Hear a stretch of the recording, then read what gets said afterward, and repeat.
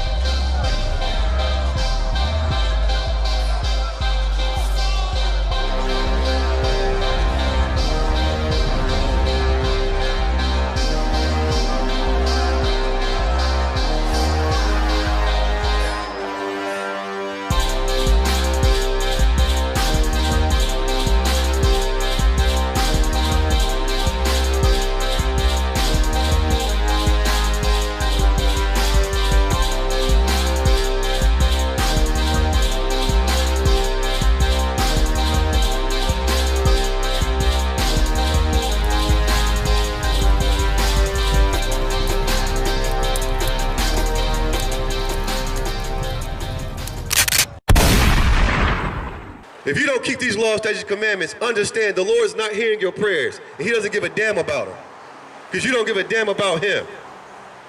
He tells you not to eat pork, shrimp, crab, and lobster, you do it anyway. So that's what you're worth.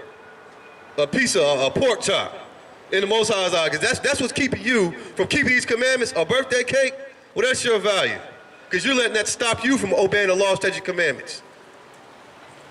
Having dreads in your hair, something that is unlawful. You're gonna let that keep you from coming into the kingdom of heaven. You wanna eat and drink and be merry. Well, like Noah, I'm putting my brick in, and so are all my brothers up here. So we get in the kingdom of heaven, we ain't got to worry about it. Everybody wanna talk about walking on streets of gold and many mansions. You ain't putting no type of brick in.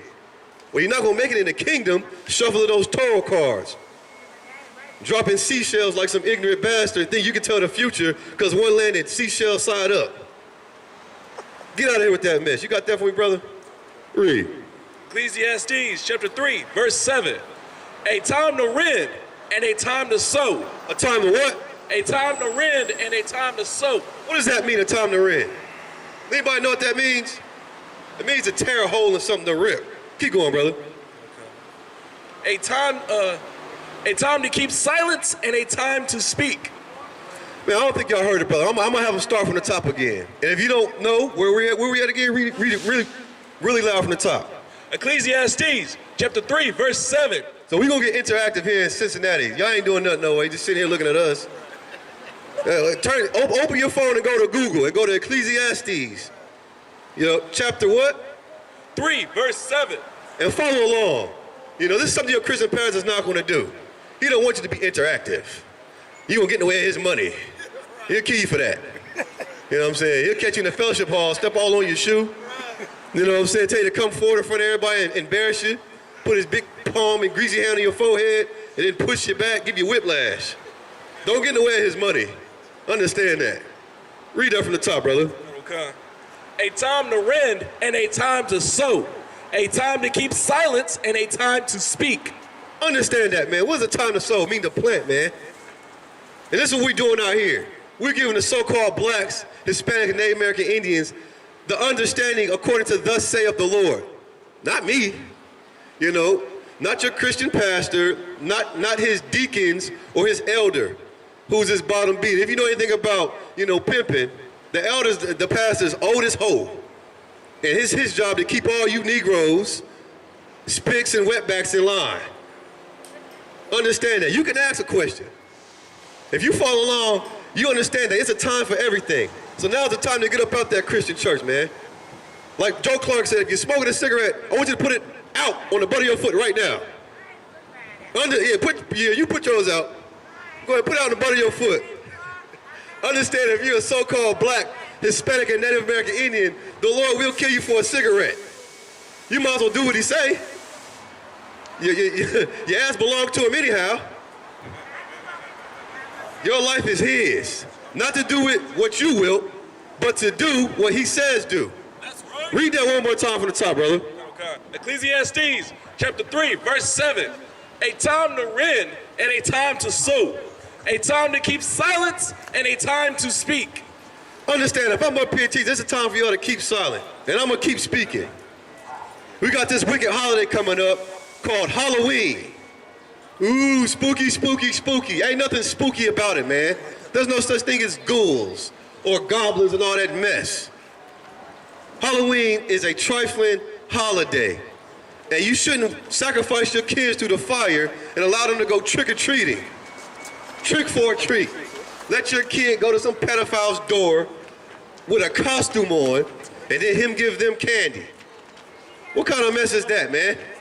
And then you think about where Halloween, that hollow comes from, that haunting, it comes from some devil named John Hart Crenshaw, who's lived in Illinois. After the Civil War and the supposedly abolishing of slavery, he kept it going.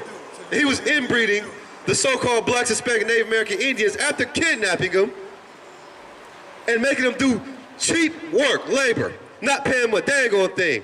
And so that haunting came from our brothers and sisters screaming and crying, trying to get away for dear life. But he had no mercy for them. That's why when Christ comes back, he's not going to have any mercy for the oppressor. Right. Or any big-head Negro that thinks he knows full well what he's doing and he doesn't. It's not about the money. Now's the time to get up out of the Christian church. Stop celebrating these wicked holidays. Matter of fact, let me get Micah 2 and 10. Stop celebrating these wicked holidays, man. Like Thanksgiving. You wonder what happened prior to the Industrial Revolution. Before you can go in that grocery store and get that 6-pack of chicken or that big fat turkey you choose to eat one day out the year. Well, if you were poor and you had to grow your own food and do your own hunting, you think you're gonna spend 8 hours trying to catch one chicken? No, you're gonna go for that big bird, that turkey. Make no mistake, man. Use your common sense. Don't be simple. You got that? You got that? No, Micah 2 and 10. Right. Nah, take your time, brother. You can eat turkey 365 days out the year, man. Don't be simple, eat it one day. And then, you know, spit on your forefathers and mothers who died when that wicked bastard sailed the ocean blue. That's right. Or whatever stupid ship he came on. You got that? Read. Micah chapter 2, verse 10. Arise ye and depart, for this is not your rest, because it is polluted. It shall destroy you, even with a sword destruction. Hold up, man. I don't think you heard what he just said. His first words were what? Arise ye and depart. Arise ye and depart. He's talking to the so-called blacks, Hispanic, and Native American Indians, man. Not just here in Cincinnati, but all over the world. Depart, man. How do you depart? You put that nasty, stinking blunt down. You stop celebrating these wicked holidays. You understand that Christ is not a white man. Right. He is a black man from the tribe of Judah. Jew is short for Judah. Understand that. If you want to learn something today, arise and depart. Don't mean go back to Africa. You ain't from Africa. Right. We ended up there trying to hide from the wicked oppressor, who's a murderer, a filthy, stinking devil who don't give a damn about you. Charge you one price of this and then sell you out for nothing. We ain't hustlers. Like the brother said before, we get hustled. You know what I'm saying? We're not murderers, we get murdered. It's not our tradition, it's theirs. You're not mob bosses. You're not gangsters. We're Israelites. And depending on who your father is, you'll know if you look at this chart what tribe you're under. Keep that in mind. Keep reading, brother. Arise ye and depart, for this is not your rest. For what? For this is not your rest. It is no time for you to be kicking your feet up if you're a so-called black, Hispanic, and Native American Indian. We're in the last days, man. The last days.